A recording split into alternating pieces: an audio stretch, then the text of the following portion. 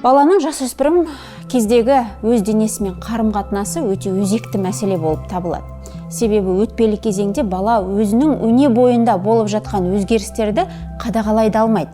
Сол себепті гигиена тақырыбы балаға да, ата-анаға да өте өзекті мәселе. Өтпелі кезеңнің тағы бір ерекшеліктерінің бірі ол жасөспірім бүлігі. Басқаша тілмен айтсақ, ол жаңағы қарсылық білдіру, кереғар пікір айту. Гигиена да осы жасөспірім бүлігінің бір түрі. Жасөспірім бүлігі деген маған да таныс дүние. Мысалы, менің балам дәл осы кезеңде қазір. Тазалық жайына келген кезде ұлымнан да мен душ қабылдадым, жуындым деп жақтырмай жауап қатқанын байқаймын. Жалпы гигиена тақырыбына келген кезде ата-ана балаларға түсіністікпен қарау керек деп ойлаймын. Себебі бұл ағзада болып жатқан табиғи құбылыс. Табиғи құбылысты біз өзгерте алмаймыз, оған әсер ете алмаймыз. Тек баланы түсініп, оның жаңағы уақытылы жуынғанын қалай жеткізгеніңіз маңызды. Оны сынап мінеу, ұрсу немесе қандай да бір қарсы пікір айтып, баланы жаңағы тазалыққа біз итермелей алмаймыз. Сол себепті тек қана баламен түсінісе отырып, тазалықтың қандай екендігін түсіндіре білуіміз керек. Тазалыққа келгенде физиологиялық тұрғыда жасөспірімдердің бойында безеу, қайызғақ, жағымсыз иістердің болуы ол табиғи құбылыс. Бұл ата-анаға да, балаға да ыңғайсыздық тудырады. Бірақ дегенмен де бұл жерде баланы жаңағы ескертулер айтудың орнына біз ата-аналар қуануымыз керек сияқты. Себебі табиғи құбылыс бізге келіп, жаңағы баламыздың есейгендігінің бір белгісін біз байқап отырмыз. Сол себепті ата-аналар балаларына тазалықтың ең бірінші орында екендігін дәл осы жаста біз жеткілікті жеткізе білуіміз керек. Себебі дәл осы жаста бала қоғамға өзін таныта бастайды, өзін көрсете бастайды. Ал қоғам кез келген адамды, ол жаңағы жасөспірім болсын, бала болсын, сырт келбетіне қарап қабылдай бастайды. Сол себепті ата-ананың бұл жерде атқаратын маңызының зор екендігін атап өткім келеді. Құрметті ата-аналар, дәл осы кезде өздеріңіздің жасөспірімдік шақтарыңызды еске алуларыңызды сұраймын. Естеріңізге түсіріп көріңіздерші, ата-аналарыңыз осы гигиена тақырыбында сіздерге қалай ақыл айтқандығын. Айтылған ақылдарды ол кезде сіздің де жеткілікті жағымды қабылдай қойғаныңызға күмәнім бар. Өйткені бұл шақта біз барлығын керісінше қабылдаймыз. Бірақ дәл осы шақта жеткіншек өзін қоғамға тұлға ретінде таныстыра бастағандықтан, оның сырт келбеті өте маңызды. Дәл осы өтпелі кезеңде қыздардың бетіне кейде безеу де шығып жатады. Сол себепті ол безеуді жасыру мақсатында және ересек көріну мақсатында косметиканы пайдаланып жатады. Бұл ретте ата-ананың басты міндеті косметиканы жағу арқылы, косметиканы пайдалану арқылы біз безеуді жасыра алмайтынын жетік түсіндіре білуіміз керек. Өтпелі кезеңдегі ең басты тақырыптардың тағы бірі ол жыныс мүше гигиенасы. Жыныс мүше гигиенасы жасөспірімдерге де, ата-аналарға да өзекті тақырып. Бұл тақырыпты ата-ана балаға жеткізе бастағанда еш әзіл қалжыңсыз, ешқандай мысқылдаусыз, салмақты түрде жеткізгеніңіз балаға да, өзіңізге де жағымды әсер етеді. Әсіресе бала бұл кезде қабылдауы басқаша болғандықтан, бұл тақырыпты қабылдай қою да екі талай. Айтулы әңгімені қабылдау жеңіл болу үшін біз дәрігерлермен бірігіп жадынама жасаған едік. Ендеше бірге көрейік. Жасөспірім балаңызға күнделікті гигиена туралы айтыңыз. Душ немесе ванна қабылдаған кезде жасөспірім жыныстық мүше мен шеткі тәнін жақсылап шайып жүру керек. Әйтпесе жыныс мүше және шеткі тән арасында май, смегма жиналып, әртүрлі қабынуды тудыруы мүмкін.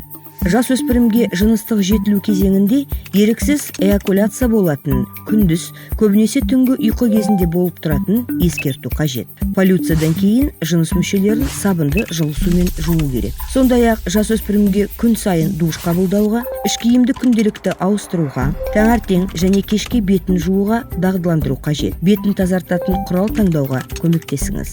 Жыныс мүшелерінің өсуі табиғи құбылыс екенін, эрекция мен сексуалды әуестік туралы жасөспірімге түсіндіріңіз. Қыздың жыныс мүше гигиенасының негізгі және маңызды ерекшеліктерінің бірі күнделікті астыңғы дәрет алу. Бактериялардың қынапқа енуіне жол бермеу үшін дәретті жылы сумен, таза қолмен, алдынан артқа қарай, яғни сыртқы жыныс мүшелерінен анусқа қарай бағытта жуу керек. Әйелдерге арналған жыныс гигиена сұйықтықты пайдаланып дәрет алуға болады. Дәрет алғаннан кейін шапты таза сүлгімен құрғату өте маңызды. Етек кір кезінде жыныс гигиенасына ерекше назар аудару керек. Біріншіден, интим гигиена сұйықтықтар көмегімен сыртқы жыныс мүшелері, содан кейін жамбас, соңында анус аумағы жуылады. Іш киімді күн сайын ауыстыру керек. Етек кір күндері ағзаның қорғаныс қабілетінің төмендеуіне байланысты жыныс мүшелері инфекцияға жиі ұшырайды. Бұл кезеңде қыздар душ қабылдағаны дұрыс. Етек кір кезеңінде арнайы гигиеналық төсеніш және тампон қолдану керек.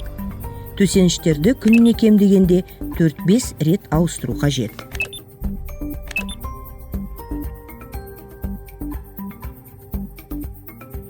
Жалпы, жеткіншектік жастағы баланың жеке гигиенасы туралы әңгімені сұхбатты біз неге бастадық? Себебі жеке бастың гигиенасы дәл осы жеткіншектік жаста тазалық баланы көп кереғар дүниелерден қорғайды. Неге? Себебі мысалы сіз бен біз ата-ана көп дүниені байқай қоймасақ, немесе баланың тазалығына қажетті көңіл аудара қоймасақ, бала да оған көңіл аудара қоймаса, оны айналадағы адамдар көрмей қалады деген сөз емес. Айналадағы құрдастары, сыныптастары барлығын байқайды. Олар тіпті келемеждейді, әзілге айналдырады, ұнжырғасын түсіреді. Жеткіншектік жаста өкінішке қарай балалар қатыгез болады. Сол себепті тазалықты сақтамаған балаларды әзілдің ортасына айналдырып жіберген кезде көп балалар оны көтере де алмайды. Мысалы, біреулері депрессияға ұрынып жатса, кейбіреулері тіпті суицидке алып келуі мүмкін. Сондықтан бұл жерде бала ғана емес, ата-ана дәл тазалыққа өте аса көңіл аударып, баланы дұрыс бағытқа бағыттай алу керек. Психологтар жасөспірімдік кезең адам өміріндегі ең қиын кезең деп атап өтеді. Ол раста, себебі өтпелі кезеңде бала да, ата-ана да үлкен бір аласапыран кезеңді бастан кешіріп жатамыз. Кейбір балалар бұл кезеңді жайбырақат өткізіп жатса, кейбір балалар психологиялық күйзеліске де ұшырайды. Дәл осы күйзелісті болдырмас үшін ата-ананың тарапынан істелетін шаруа қиын емес. Ол жаңағы балаңызбен ашық, саналы түрде сабырлы әңгімелесу. Бірақ бұл әңгімелесу жаңағы ананың тарапынан үй шаруасының ортасында немесе тамақ пісіріп жатқан кезде емес. Баламен жеке, сабырлы түрде шай ішіп отырып, оның қал жағдайын біліп отырғаныңыз бала үшін өте маңызды. Бұл жерде балаға қалың қалай, күнің қалай өтті деген әңгімеден бастап, оның әңгімесіне, оның басынан кешіріп жатқан дәл қазіргі жағдайларға зер салып, құлақ түріп көріңіз. Мұндай сәттерде ең бірінші баланың көңіл күйіне зер салыңыз. Оның айтқан әңгімесіне құлақ түріңіз. Өзіңіздің балалық шағыңыздан мысалдар келтіріп отырсаңыз да болады. Ең бастысы, бала бұл әңгімені ашылып сізге айта бастаған кезде, баланың айтқан әңгімесін құнсыздандырмаңыз. Ой қойшы, ондай болып тұрады, ұмыт, оның қажеті жоқ деп айтудың қажеті жоқ. Есесіне өзіңіздің жаңағы өтпелі кезеңде бастан өткізген кейбір жаңағы жайттарды еске түсіріп, білесің бе, менің де басымнан ондай өткен. Бұл аса қиын жағдай емес, сен оны міндетті түрде жеңесің. Мен саған сенемін деп қолдау білдіргеніңіз аса маңызды. Өтпелі кезектің қиындықтарын айта отырып, жаңағы сырттан қысым болады деп айтып жатырмыз. Жалпы балаға сырттан қысым болып жатқанын қалай білуге болады? Алғашқы белгілерінің бірі, ол жаңағы баланың сыныптастары, мұғалімдері, немесе достары, қандай да бір айналасындағы адамдар туралы жағымсыз сөз айта бастауы. Немесе тұйықталуы, баладан ұйқының қашуы, немесе түнде ұйықтай алмауы, жылауы, есігін жауып алып өзгелермен сөйлеспеуі. Міне осының барлығы бірден бір алғы шарттары болып табылады. Яғни бұны ата-ана бұл кезеңді жабық қоя салуға болмайды. Бұл балаға назар аударуы қажет алғашқы белгілер. Егер балаңыз дәл осы сәтте сізге ашылып әңгімесін айта бастаса, қолдау білдіріңіз. Ең бірінші не болып жатқанын түсінуге тырысыңыз.